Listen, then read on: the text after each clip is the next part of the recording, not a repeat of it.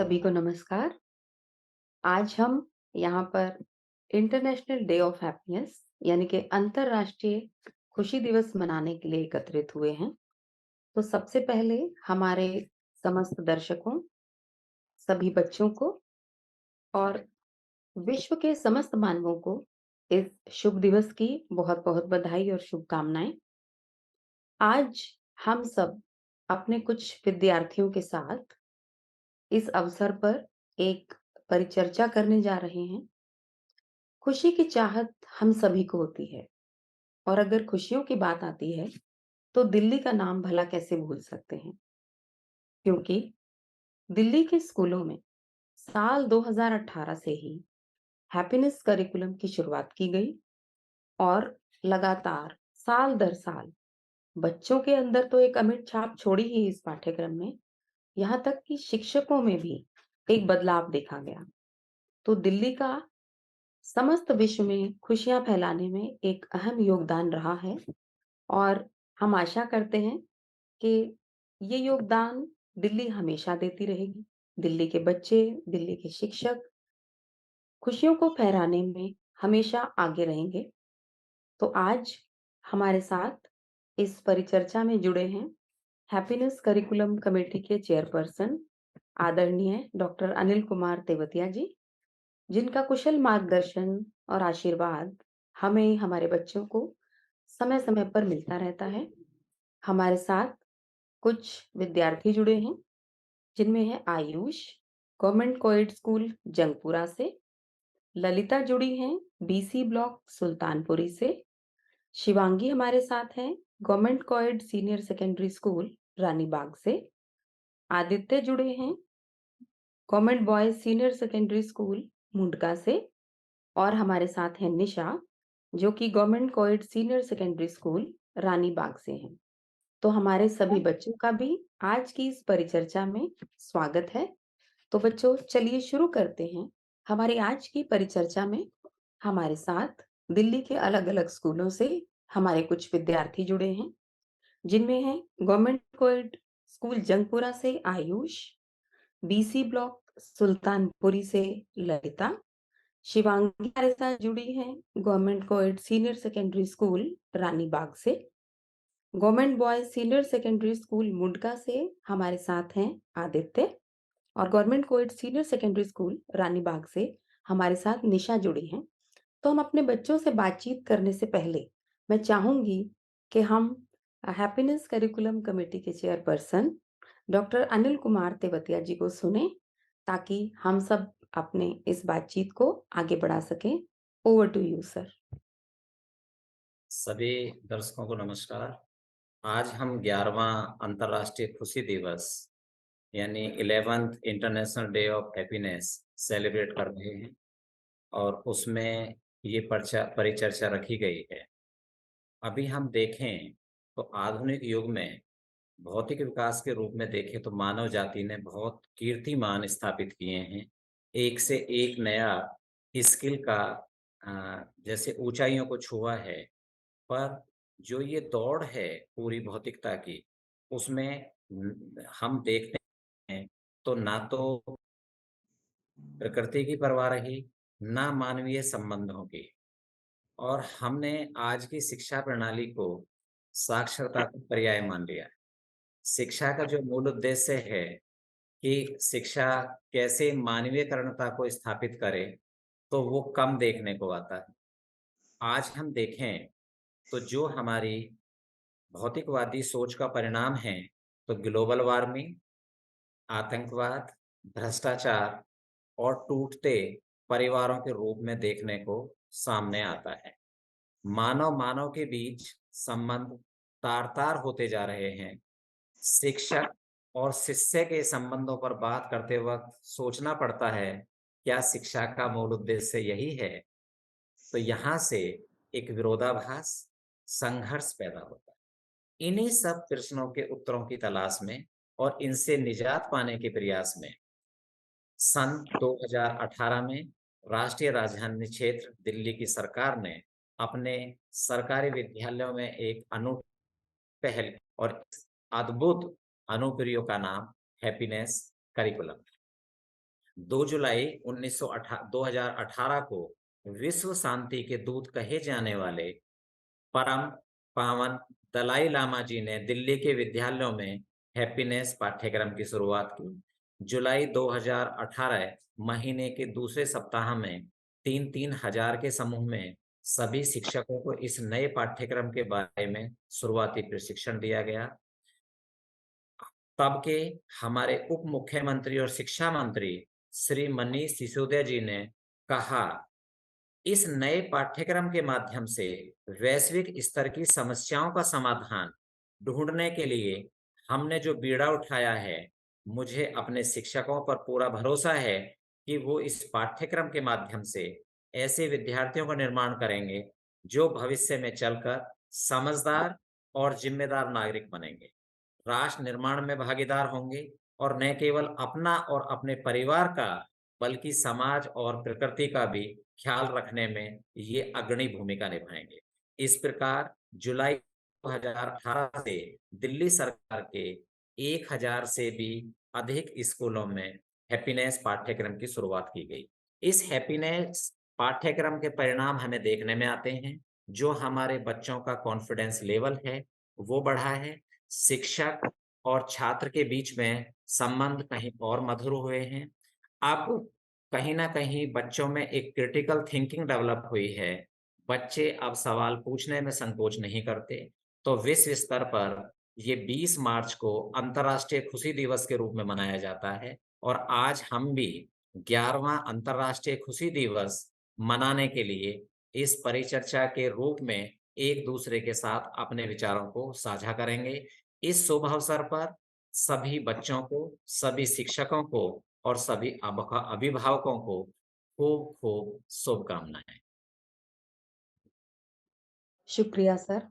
और जैसा कि आपने हम सब पर भरोसा जताया और हमारे तत्कालीन शिक्षा मंत्री श्री मनीष सिसोदिया जी ने अपने शिक्षक साथियों पर जो भरोसा जताया था, हम ये वादा करते हैं कि इसी प्रकार अपने बच्चों के बीच और अपने बीच भी खुशियाँ ऐसे ही फैलाते रहेंगे। तो शुरू करते हैं आज की अपनी इस परिचर्चा को।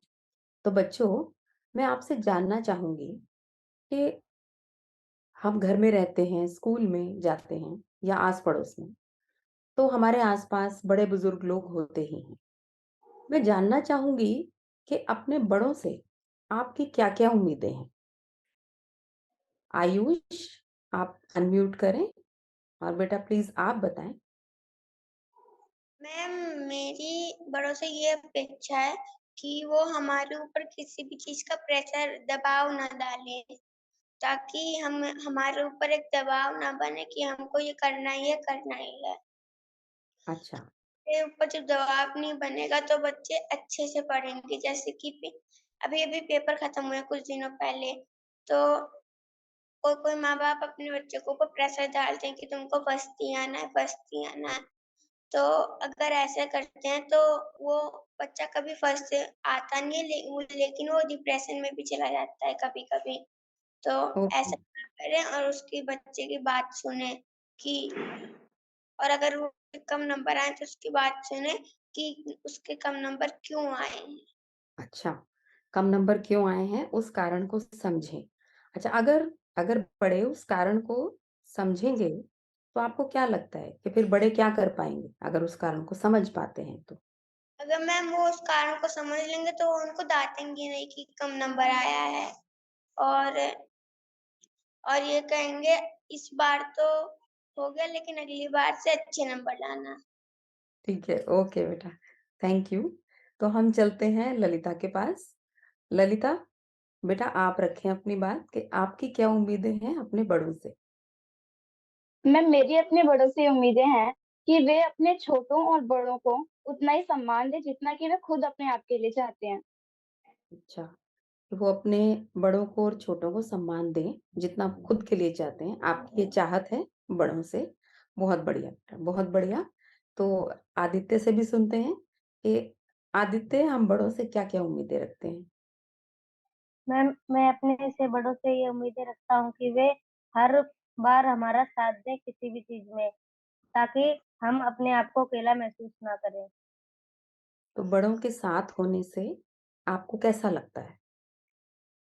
मैम अच्छा लगता है उसके लिए अच्छा और हम लगता है, कभी अकेला महसूस नहीं करते हैं। अकेला महसूस नहीं करते हैं।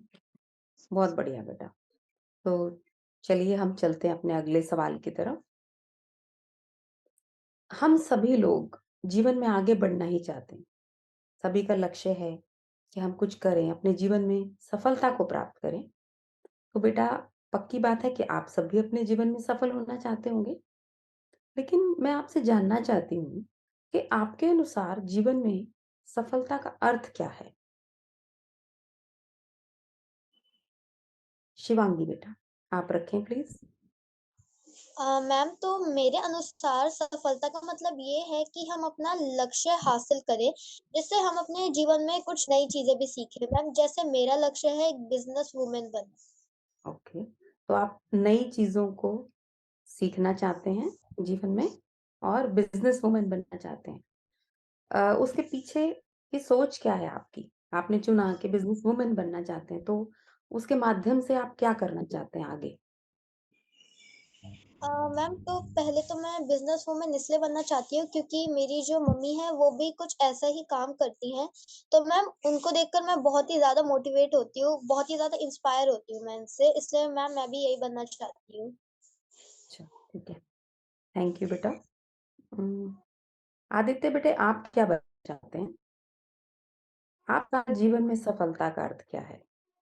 मैम सफलता का सही मतलब यह नहीं है कि आप जो अपने जीवन में लक्ष्य पाना चाहते हैं, आपने उसे पा लिया। उसके जब तक आप उस सफलता के पीछे के मोटिव को पूरा नहीं कर पाए, तो वह सफलता भी कोई सफलता है। जैसे कि मैं आपको एक उदाहरण से समझाता हूँ। मान लो मेरे को एक आईएएस ऑफिसर बनना है और मैं वो बन भी गया। लेकिन अगर मैं आईएएस ऑफिसर बनकर भी गुंडागर्दी, भ्रष्टाचार और करप्शन को खत्म नहीं कर पाया, तो फिर मेरे आईएएस ऑफिसर बनने का क्या फ़ायदा? इसीलिए हम जो भी बन रहे हैं उसके पीछे सिर्फ हमारा फ़ायदा नहीं होना चाहिए, हमारे देश का और हमारे देश के नागरिकों का भी फ़ायदा होना चाहिए। अच्छा, तो आपको लगता है कि गोल तो हमने प्राप्त कर लिया, लेकिन आप उसे पूरी तरह से सफल नहीं मानते हैं, जब तक उसके पीछे के मोटिव को, उसके उद्देश्य को ना समझें। तो आपने तय किया है कि आप आईएएस ऑफिसर बनेंगे और देश से भ्रष्टाचार, गुंडागर्दी जैसी समस्याओं को खत्म करने में अपना योगदान देना चाहते हैं। बहुत शुभकामनाएँ कि आप अपने जीवन में आगे बढ़ें और देश की सेवा करें। बहुत अच्छा लग रहा है अपने बच्चों के ये विचार सुनकर। उम, आयुष बेटा, आपके अनुसार सफलता क्या है? मैम मेरे अनुसार सफलता का यह मतलब है अपने लक्ष्य को तो प्राप्त करना ही है, लेकिन उसके बाद दूसरों की मदद करना, एक सफल आदमी बन के दिखाना और एक अच्छा व्यक्ति बन के दिखाना दूसरों की नज़रों में। अच्छा, अच्छा व्यक्ति आपने कहा, एक अच्छा व्यक्ति बनना ज़रूरी है। तो अच्छा व्यक्ति कैसा हो, आप अगर थोड़ा-सा और बता पाएँ हमें? क्या गुण देखते हैं आप अच्छे व्यक्तियों में? अ अ, मैम मैं अच्छे व्यक्ति के अंदर ये गुण देखता हूँ कि वो सबकी मदद करे और किसी को जो काम नहीं आ रहा है वो उसको सिखाए और ये बताए कि तुम्हारी ये गलती है, तुम इस गलती को सुधारो और किसी को डाँटे ना, किसी पे गुस्सा ना करे और सबसे आराम से बात करे, प्रेम से बात करे। सबसे प्रेम से बात करें, सबकी सहायता करें, सहयोग करें। गलती को बता देना काफ़ी नहीं है, गलती में सुधार करना भी आपके लिए ज़रूरी है। चलिए बेटा, बहुत बढ़िया। जानते हैं निशा से कि निशा के अनुसार सफलता क्या है? मैम मेरे अनुसार सफलता का मतलब है किसी एक लक्ष्य में महारत हासिल करना। जैसे कि किसी भी लाइन में बहुत अच्छा करना। मैम मेरे हिसाब से वो सफलता है और अपने पेरेंट्स को, अपने रिलेटिव्स को प्राउड कराना भी मैम मेरे लिए सफलता है। अच्छा, तो लक्ष्य को हासिल करने के लिए आपको क्या-क्या एफर्ट्स करने होते हैं? मैम फर्स्ट ऑफ ऑल तो हमें कभी हार नहीं माननी। मतलब अगर हमने कुछ ठाना है तो हमें उसे पूरा करना ही है। और जब हम ये रख लेंगे अपने अंदर कि कभी हम हार नहीं मानेंगे, तो हम ऑटोमेटिकली हम अपने लक्ष्य तक पहुँच जाएँगे। ठीक है। आपने एक बहुत बड़ा संदेश हमको दिया कि हार नहीं मानेंगे, आगे बढ़ते जाएँगे। बहुत यस मैम। बढ़िया बेटा।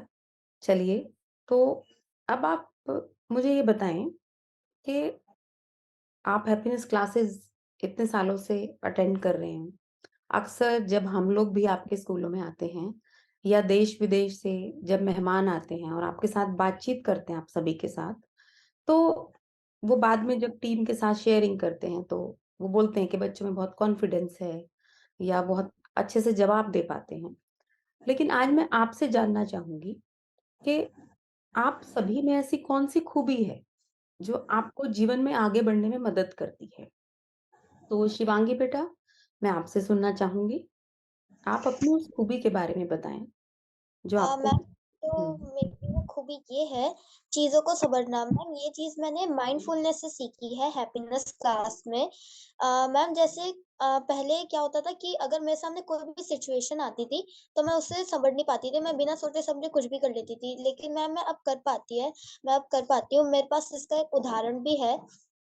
तो मैम जब हमारा एक कॉम्पिटिशन हुआ था स्कूल में, तो हमारी मैम ने हमको बोला था कि कौन-कौन पार्टिसिपेट करेगा। तो उस समय तो मैंने बोल दिया था हाँ, मुझे भी करना है। पर जब मैम किसी और बच्चे से पूछी थी तो तब मैंने थोड़ा सोचा कि मैंने क्या इसमें भाग लेकर सही किया है? कहीं ऐसा ना हो कि मैंने ऐसे ही जोश-जोश में कर दिया लेकिन बाद में मुझसे कोई गलती हो जाए। तो मैम मैंने इसके बारे में थोड़ा सोचा। फिर मैम उसके बाद हाँ, मेरे को लगा कि मैं ये कर सकती हूँ। तो मैम मैंने उसमें आगे कंटिन्यू पार्टिसिपेट किया। अच्छा, तो आपने जो भी अपना डिसीज़न लिया उस समय और अभी भी जो लेती हैं, उसके बारे में आप विचार भी करती हैं, कि मैं इसमें किस तरीके से आगे बढ़ूँ, मैं अच्छा कर भी पाऊँगी या नहीं और चीज़ों को गहराई से समझ कर के आगे बढ़ती हैं। बहुत बढ़िया बेटा। सुनते हैं अब ललिता से कि ललिता अपनी कौन-सी खूबी हम सबके साथ शेयर करने जा रही हैं? मैम मेरी एक खूबी है कि अगर मैं कोई भी काम स्टार्ट करती हूँ, तो उसे पूरा करके ही छोड़ती हूँ। लाइक एग्ज़ाम्पल दूँ तो रूबिक क्यूब सॉल्विंग। पहले मैंने सोचा था कि मैं रूबिक क्यूब सॉल्व करना सीखूँगी, बट जैसे-जैसे मैंने ट्राई किया, बहुत डिफ़िकल्ट था, इसमें इतने फ़ॉर्मूले थे, मुझसे नहीं हो पा रहा था। एक बार मुझे लगा कि कोई बात नहीं, मैं छोड़ देती हूँ, इतनी कोई बड़ी बात भी नहीं है। पर फिर मुझे एकदम से ध्यान आया कि नहीं, छोड़ना नहीं है, करके ही दिखाना है, जैसे कि हमें हैप्पीनेस में सिखाया जाता है। अच्छा, तो आपने हार नहीं मानी, खुद पर भरोसा रखा बेसिकली आपको लगा कि एक पल को लगा भी अगर कि मैं नहीं कर सकती हूँ, फिर आपको हैप्पीनेस क्लास की याद आई। तो कोई कहानी वगैरह ऐसे में क्लिक की या कोई गतिविधि या हैप्पीनेस क्लास की कोई बात आपको उस समय याद आई कि नहीं, मुझे गिव अप नहीं करना है, मुझे बने रहना है? कुछ ध्यान आ रहा है तो बताएँ ज़रूर? हुँ, मैम एक दिन हैप्पीनेस क्लास में ऐसे ही चर्चा चल रही थी, तो हमारी क्लास में एक लड़की ने कहा कि मैम क्या कहते हैं, मैं कोई काम करती हूँ ना तो वो अधूरा ही छूट जाता है, फिर मेरी हिम्मत नहीं होती कि मैं दोबारा उस काम को करूँ। तो उस दिन मैम ने एक बात कही थी कि देखो, अगर आप किसी काम को स्टार्ट कर रहे हो, तो पहली बात तो उसे खत्म करके ही छोड़ो क्योंकि उसमें आपका फ़ायदा है और दूसरी बात ये आपको आगे चल के जीवन में भी मदद करेगा और आपको पंक्चुअल बनाएगा। आलस हुँ। आपका जो है वो दूर हो जाएगा। तो ये बात जब मेरे ध्यान में आती है तो मैं उस काम को जो भी काम लेती हूँ उसे फिर पूरा करके ही छोड़ती हूँ। तो इसका मतलब हैप्पीनेस क्लास में होने वाली जो चर्चा है, वो निरंतर आप लोगों के साथ बनी रहती है, आपके ज़हन में वो रहती है? अच्छी लगती है वो जी चर्चा मैम। आपको? ओके, बढ़िया। अ, अभी हम सुनते हैं आयुष को, कि आयुष अपनी कौन-सी खूबी आज हमें बताने जा रहे हैं? मैम मेरी खूबी है कॉन्फिडेंस से बात करना और सवाल पूछना। सवाल पूछना, तो आप सवाल पूछते हैं अक्सर? Yes ma'am. अच्छा, तो जब आप सवाल पूछते हैं और कभी-कभी ऐसा होता होगा कि एक सवाल के बाद फिर एक और सवाल, फिर एक और सवाल, तो कैसा लगता है वो इतने चेन ऑफ क्वेश्चन्स कि मैं बार-बार पूछता जा रहा हूँ, पूछता जा रहा हूँ? कैसा रिस्पॉन्स मिलता है आगे से? मैम आगे से कहती मैम तुम थोड़ी देर रुको फिर बताती हूँ आंसर। अच्छा, थोड़ी देर रुको फिर बताती हूँ। तो मैम को भी मुझे लगता है कभी-कभी ढूँढने पड़ते होंगे आंसर आपके सवालों के? Yes ma'am. अच्छा, तो उस वक़्त आप क्या सोचते हो कि अच्छा अभी मैम भी ढूँढ के देंगी तो कैसा फ़ील होता है अपने सवालों के बारे में आपको? मैम मुझे लगता है कि मैं ऐसे-ऐसे क्वेश्चन पूछता हूँ जिसके किसी को आंसर भी नहीं पता है। अच्छा, आंसर भी नहीं पता है, तो ठीक है, तो जब आप भी धीरे-धीरे बड़े होते जाएँगे तो हम सब आपसे और सवाल पूछ पाएंगे हम भी इसी तरह से। चलिए, अब हम एक बात और मुझे बहुत इम्पोर्टेंट जाननी है आप सभी से कि आपने बताया बहुत अच्छे से सफलता क्या है, आपने अपनी-अपनी क्वालिटीज़ के बारे में बताया, लेकिन फिर भी कभी-कभी ऐसा होता है कि हम जो करना चाहते हैं, वो किसी भी कारण से नहीं कर पाते हैं। तो ऐसे में स्ट्रेस हो जाता है या कोई भी नेगेटिव इमोशन, डिफिकल्ट इमोशन हमारे सामने आ ही जाता है। अक्सर हमारे साथ भी ऐसा होता है। तो जब कभी आपके सामने कोई ऐसा डिफिकल्ट इमोशन आता है, तब आप उसको कैसे मैनेज करते हैं? कैसे उससे बाहर निकलते हैं? ललिता बिटिया कुछ बताना चाह रही हैं? ललिता बिटिया आप रखें। मैम मेरा डिफिकल्ट इमोशन है कि अगर मैं किसी काम को स्टार्ट करने जाती हूँ तो मेरे अंदर नेगेटिव थॉट्स आते हैं। मुझे डर लगता है कि अगर मैं ये काम कंप्लीट नहीं कर पाई या फिर गलत हो गया तो उस टाइम जब मुझे ये नेगेटिव थॉट्स आते हैं तो सबसे पहले मैं हैप्पीनेस की एक्टिविटी के बारे में सोचती हूँ, जो हमें एक दिन करवाई गई थी कि आधा भरा हुआ ग्लास। तो जब मैं उस एक्टिविटी के बारे में तब मुझे याद आ रहा है कि कोई भी काम है उसके अंदर आप अगर पॉजिटिव सोचोगे तो पॉजिटिवनेस ज़रूर मिलेगी और रिजल्ट भी पॉजिटिव ही होगा। तो मेरे नेगेटिव थॉट्स मैम जो है वो चले जाते हैं। तो आप अपने नेगेटिव थॉट्स को अपनी पॉजिटिविटी से डील करती हैं। बहुत बढ़िया बेटा। आदित्य बेटे, आप कैसे डील करते हैं? मैम मेरे अंदर जब भी कोई नेगेटिव इमोशन आता है तो मैं उसके बारे में अपने माता-पिता और अपने दोस्तों से बात करता हूँ, क्योंकि मुझे लगता है कि मेरे क्या पता मेरे माता-पिता ने भी इस एक्सपीरियंस को महसूस किया हो, तो वो मेरे से ज़्यादा जानते होंगे और वो मेरी इस प्रॉब्लम को सॉल्व भी कर देते हैं। अच्छा, तो आप अपने पेरेंट्स पर, अपने फ्रेंड्स पर भरोसा रखते हैं और उनके साथ यस मैम। बातचीत करते हैं। तो जैसे आपने अभी एक बात कही कि क्या पता माता-पिता ने इस प्रॉब्लम को कभी फेस किया हो। तो क्या कभी उन्होंने शेयर किया आपके साथ कि हमारे साथ भी ऐसा ही हुआ था और हम इस तरीके से बाहर निकले? तो वो क्या अपने बचपन की बातें भी आपके साथ फिर उस समय शेयर करते हैं? Yes sir. कैसा लगता है फिर मम्मी-पापा के बचपन की बातों को सुनना? मैम मम्मी-पापा के बचपन की बातों को सुनना बहुत इंटरेस्टिंग लगता है। क्या फ़ील करते हो उस समय? कभी कभी थॉट आता है कि क्योंकि हम अक्सर अपने बड़ों को या मम्मी-पापा को अपने से थोड़ा अलग मानते हैं। उस समय क्या फीलिंग आती है जब वो अपने बचपन की बात बताते हैं? मैम हमें समझ आता उनके बचपन में जो भी उनके साथ घटनाएँ हुई, उन्हें जब हम लोग समझते हैं तो हमें ये पता चल जाता है कि माता-पिता का जीवन हमारे जीवन से कैसे अलग था।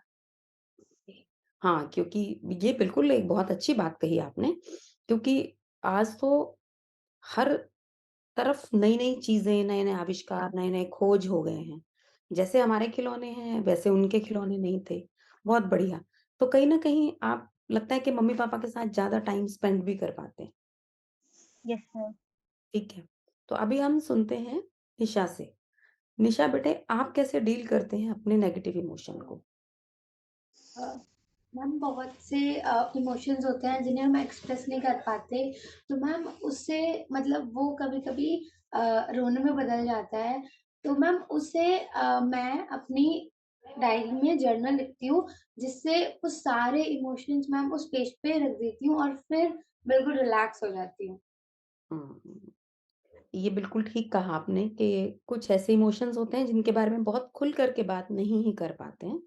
तो आपने कहा अपनी डायरी में लिखते हैं। आई यस थिंक मैम। आप लोगों की हैप्पीनेस डायरी आपको इस मामले में थोड़ा-सा मदद कर पा रही है कि आप वहाँ लिखते हैं और अपने विचारों को व्यक्त कर देते हैं। तो जब आप लिख कर व्यक्त कर देते हैं, उसके बाद क्या आपको थोड़ी-सी राहत मिलती है वहाँ पर? हाँ। मैम फिर वो सारी चीज़ें यहाँ से उस पेपर में चली जाती है, तो फिर कुछ नहीं होता है यहाँ। कुछ नहीं होता है यहाँ पर और आप एक नई शुरुआत के साथ आगे बढ़ते हैं। चलिए, अच्छी बात है कि आप सभी इतनी छोटी उम्र में अपने इमोशंस को पहचान पा रहे हैं। तो ये बेटा बहुत अच्छा लगता है आप सभी को ऐसे देखकर।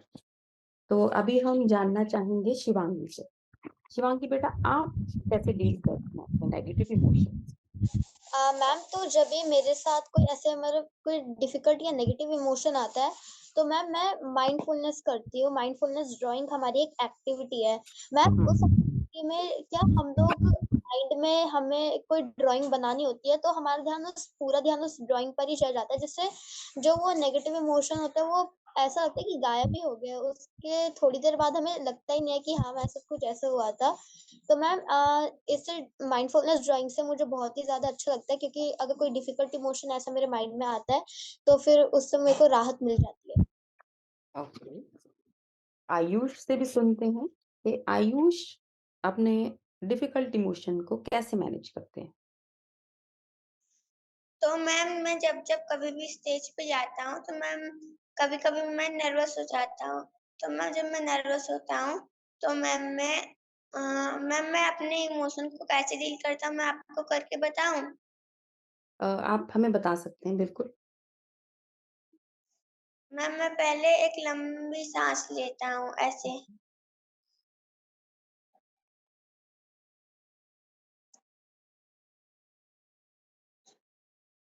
हुँ। फिर 10 सेकंड तक गिनता हूँ, फिर उसके बाद अपनी साँस छोड़ देता हूँ। इससे मेरे अंदर का जो नर्वसनेस होती है वो निकल जाती है सारी और मेरे अंदर कॉन्फिडेंस आ जाता है। अच्छा, तो आप थोड़ा रुक करके सोचते हैं, गहरी साँस लेते हैं, जैसा आप माइंडफुलनेस में अपनी क्लास में रोज़ाना करते हैं।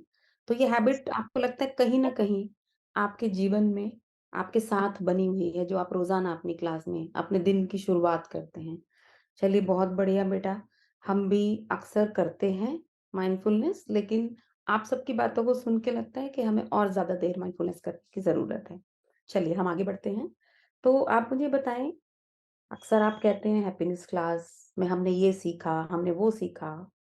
तो हैप्पीनेस क्लासेस से जो आप सीख रहे हैं, क्या वो आपको अपने किन्हीं और सब्जेक्ट्स में, जैसे मैथ, साइंस, एसएसटी या कोई भी आपका सब्जेक्ट है, क्या उसमें हैप्पीनेस क्लासेस आपकी मदद करती हैं? अगर करती हैं तो वो कैसे? किसी एग्ज़ाम्पल के साथ बताएँ। आयुष आप ही रखें। हैप्पीनेस क्लासेस से मैम मुझे अ, ध्यान लगाने की शक्ति मिली है मैम। जैसे कभी-कभी मैम इंग्लिश पढ़ाती हैं, तो मैम इंग्लिश तो थोड़ी मुश्किल होती है। तो मैम जब हम इंग्लिश पढ़ते हैं तो मैम कोई-कोई शब्द बहुत मुश्किल होते हैं तो समझ में नहीं आते हैं। तो अब मैं ध्यान लगाकर सुनता हूँ बिल्कुल मैम को, एक-एक शब्द पे ध्यान देता हूँ। तो जब कोई मुश्किल शब्द सुनाई देता है तो मैम का सेंटेंस खत्म होने के बाद मैं मैम से पूछता हूँ, मैम इसका मतलब क्या होगा? अच्छा, तो जब आपको कोई भी मुश्किल वर्ड इंग्लिश में लगता है, तो आप उसको बहुत ध्यान से सुनते हैं और मैम से पूछते हैं। कोई एक वर्ड अगर आपको अभी ध्यान आ रहा है कुछ? Ma'am enthusiasm. अच्छा, एंथुसियाज़्म, ये आपको मुश्किल लगता था, अब कैसा लगता है? अब मैम आसान लगता है। अब आसान लगता है। तो आपने क्योंकि इसको पहले ध्यान से सुना, फिर मैम से इसका अर्थ भी पूछा। अच्छा, थोड़ा लंबा शब्द है, तो आपने इसको बार-बार बोलने का अभ्यास किया या एक ही बार में आप इसको बोल पाए? मैम एक ही बार में। एक ही बार में बोल पाए, लेकिन सुनने में थोड़ा मुश्किल लग रहा था। मैम इसका मतलब होता है उत्साह, ओह! एक्साइटमेंट। थैंक यू बेटा, उत्साह, एक्साइटमेंट, बहुत बढ़िया। ललिता, बेटा आप बताना चाहेंगे कि आपको अगर किन्हीं और सब्जेक्ट्स में कुछ फ़ायदा हो रहा है अपनी हैप्पीनेस क्लासेस की वजह से, तो प्लीज़ शेयर करें। मैम हैप्पीनेस क्लास में हमें माइंडफुलनेस करवाई जाती है। उसी के अंदर माइंडफुल लिसनिंग भी आती है। तो उस एक्टिविटी से मेरे अंदर बहुत अच्छा प्रभाव पड़ा है मेरी पढ़ाई पर। जैसे कि मैं एग्ज़ाम्पल दूँ तो पहले मेरी हिंदी बहुत वीक थी, इसमें जो मात्राएँ होती हैं, शब्द होते हैं, उनमें मुझे थोड़ी डिफ़िकल्टी होती थी। क्योंकि मैम बोलती थी तो मैं समझ नहीं आ पाता था जल्दी से। लेकिन अब जब मैं मैम की बातों को ध्यान से सुनती हूँ, वर्ड्स को समझती हूँ अच्छे से, तो अब हिंदी मेरे लिए बहुत ईज़ी हो गई है पहले से, तो इससे मेरी पढ़ाई पर बहुत अच्छे इफ़ेक्ट पड़ रहे हैं अब। अच्छा, तो माइंडफुल लिसनिंग आपको ख़ास पसंद है, जिससे कि आपको लगा कि आप अच्छा सिर्फ़ हिंदी में ही आप माइंडफुल लिसनिंग को यूज़ करती हैं या कहीं और भी अपनी इस एक्टिविटी को आप यूज़ कर पाती हैं? मैं वैसे तो हर जगह लिसनिंग हमेशा ही बहुत काम आती है। तो घर में भी कहीं दूसरी जगह पर भी, स्कूल में भी, हर जगह अगर हम अच्छे से सुनेंगे तो ज़्यादा बढ़िया इफ़ेक्ट पड़ता है। तो मैम वैसे तो मोस्टली हर जगह यूज़ करती हूँ मैं लिसनिंग। ये माइंडफुलनेस लिसनिंग आपके साथ हमेशा बनी हुई है। बहुत अच्छा बेटा। निशा से सुनते हैं कि निशा कैसे अपने ऊपर, अपने बाकी सब्जेक्ट्स के ऊपर इसका प्रभाव देख पाती है? मुझे बहुत डिफ़िकल्ट लगती है, इसलिए मैथ्स में हैप्पीनेस में सबसे ज़्यादा मेरी मदद की है मैथ्स पढ़ने में। और फिर मैम मैंने अच्छा स्कोर भी किया था मिड टर्म्स में। तो मैम मैथ्स पढ़ने से पहले सिर्फ़ 2 मिनट की माइंडफुलनेस करती थी, जिससे मेरा पूरा फ़ोकस सिर्फ़ एक जगह आ जाता था, वो मैथ्स। अब 1 घंटे मैथ्स पढ़ना है और कुछ नहीं, और कुछ भी नहीं सोचना। तो मैम इसने मेरी मदद तो आप फ़ोकस्ड हो पाए हैं माइंडफुलनेस की वजह से। की। चलिए, बहुत अच्छा लगता है बेटा जब आप अपने अनुभवों को इस तरह हमारे साथ शेयर करते हैं। शिवांगी, आप भी रखना चाहेंगे बेटा? आप अ, कैसे देख पाते हैं? जी। सो मैम मैं मेरी भी माइंडफुलनेस से ही जो ये है कंसंट्रेशन की थोड़ी-सी पावर डेवलप हुई है मैम। जैसे मेरे को भी साइंस में बहुत ही डिफ़िकल्टी होती है। तो फिर मैम मैं क्या करती हूँ, मैं एकदम अपने माइंड को कंसंट्रेट करके जो सर अगर हमसे कुछ क्वेश्चंस ऐसे पूछते हैं, पहले चैप्टर को समझती हूँ, फिर उनके क्वेश्चंस के आंसर देती हूँ। अच्छा। तो माइंडफुलनेस की मैं कोई एक्टिविटी जो आपको बहुत पसंद हो? यस मैम, मेरे को माइंडफुलनेस ड्राइंग पसंद है बहुत ज़्यादा। अच्छा, माइंडफुल ड्राइंग आपको अच्छी लगती है। आपका मुझे लगता है ड्राइंग में भी इंटरेस्ट है। यस मैम, थोड़ा-थोड़ा है। थोड़ा-थोड़ा है। चलिए अच्छी बात है। आदित्य बेटे, आप कैसे देख पाते हैं इसकी? मैम हैप्पीनेस से मेरी एक स्किल डेवलप हुई है, वो है किसी भी विषय या वस्तु के बारे में गहराई से सोचना। मैम मेरे को हिस्ट्री जो सब्जेक्ट है उसमें मैम जो डेट याद करने को दी जाती है वो डिफिकल्ट बहुत ज़्यादा लगता है, कि जैसे कि कब कौन-सा युद्ध हुआ, कब किसका जन्म हुआ और मृत्यु हुई मैम, तो ये मेरे को बहुत डिफिकल्ट लगता है। इसीलिए जब हमारे सर ये चैप्टर पढ़ाते हैं तो मतलब कि उसके जो क्वेश्चन होते हैं उससे चैप्टर से रिलेटेड वो मेरे मन में घूमते रहते हैं। तो जब तक मैं उनके बारे में उनका आंसर ना निकाल लूँ तब तक मेरे मन को चैन नहीं पड़ता, इसीलिए मैं उस विषय के बारे में गहराई से सोचकर उसका आंसर निकालता हूँ।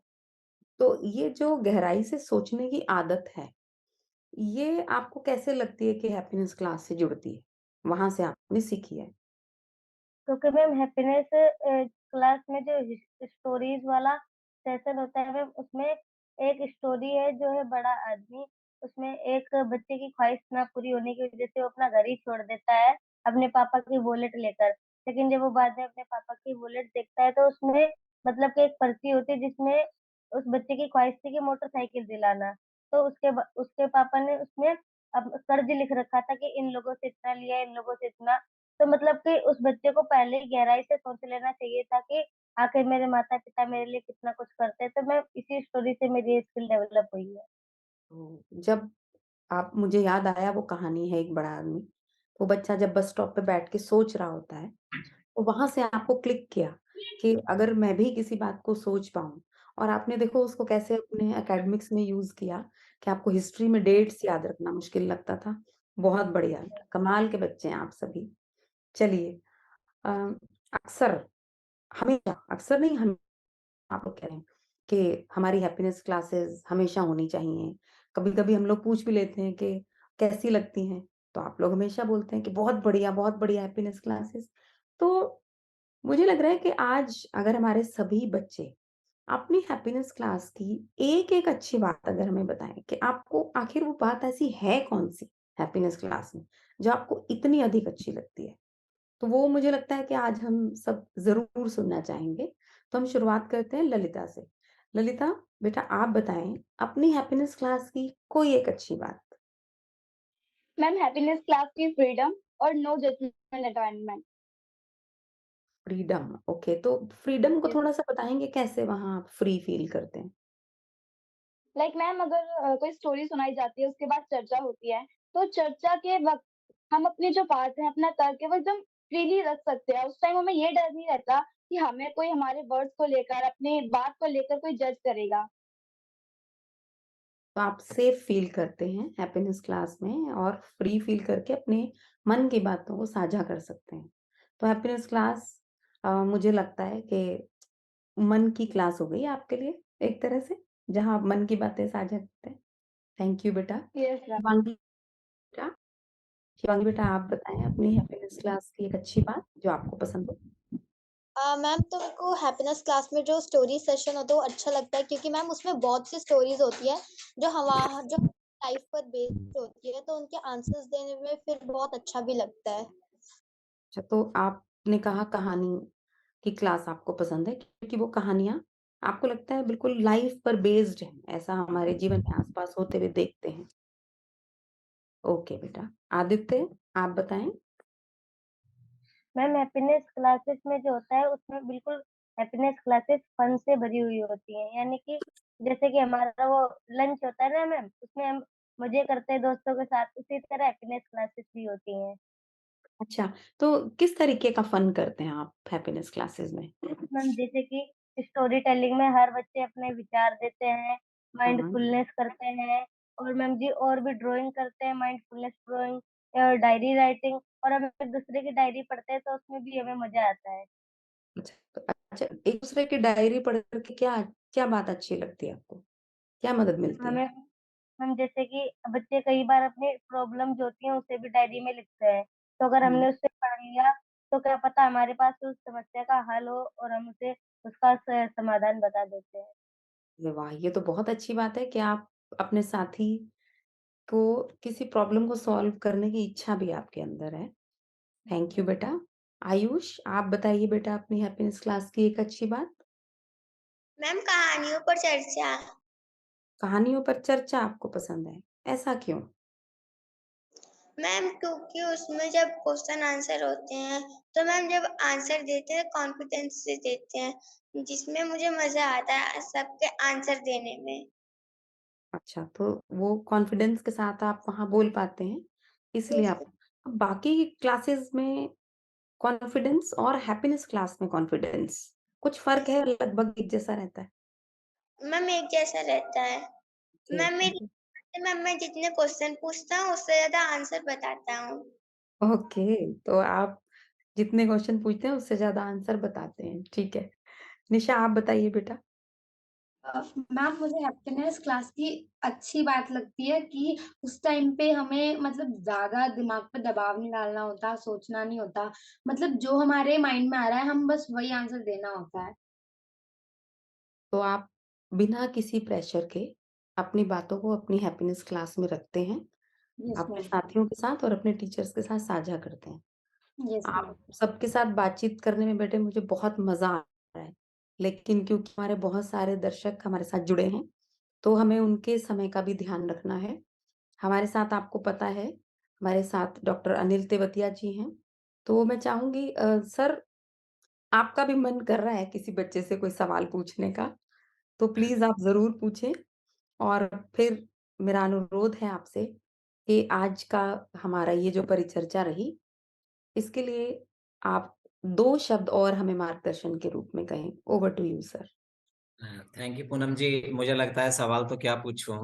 यदि सवाल पूछने पे आए तो ये बच्चे जितने सवाल इनसे पूछे जाएंगे उससे ज्यादा सवाल ये पूछ लेंगे। जो आज की परिचर्चा रही उससे ध्यान गया, हम क्लासेस में तो जी। देखते ही हैं लेकिन इन बच्चों का कॉन्फिडेंस देखते ही बनता है कि ये अपने इमोशंस को कैसे आइडेंटिफाई करते हैं।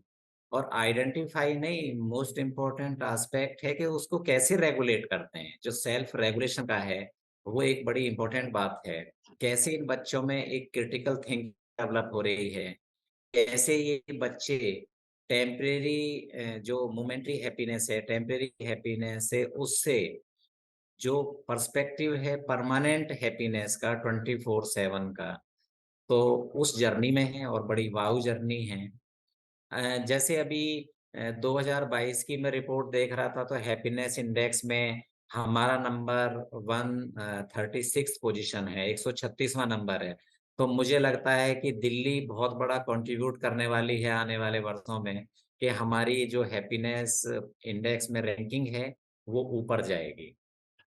तो मैं आपको बताऊं कि जो ये हैप्पीनेस क्लासेस के रूप में जो एक मसाल जलाई थी हमारे उप मुख्यमंत्री, निवर्तमान उप मुख्यमंत्री और शिक्षा मंत्री श्री मनीष सिसोदिया जी ने, और अब उस लॉ को आगे बढ़ा रही हैं शिक्षा मंत्री आजसी मैम, तो मुझे लगता है कि वो मसाल निश्चित रूप से अपने अंजाम तक पहुंचेगी। और मैं जिन भी लोगों का इसमें सहयोग है, विशेष रूप से हमारे सचिव शिक्षा हैं, डायरेक्टर एजुकेशन, डायरेक्टर एससीईआरटी और तमाम जो ऑफिशियल्स हैं जिनका समय-समय पर सहयोग मिलता रहता है, तो उन सबका भी आभार।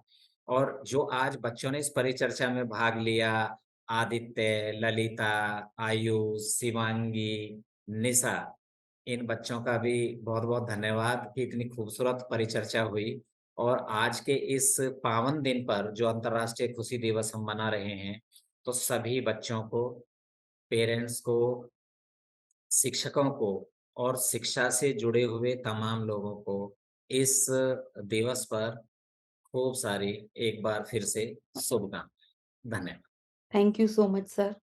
जैसा कि मैंने बीच में सेशन में भी कहा था कि बिल्कुल हम सभी शिक्षक आपको ये भरोसा दिला सकते हैं बिल्कुल पूरे विश्वास के साथ कि हम अपने नन्हे-मुन्ने बच्चों के साथ खुशियों की इस मशाल को पूरे विश्व में फैलाएँगे। लो जलाई है, तो उसका प्रकाश भी जो है वो चारों तरफ फैलेगा ही।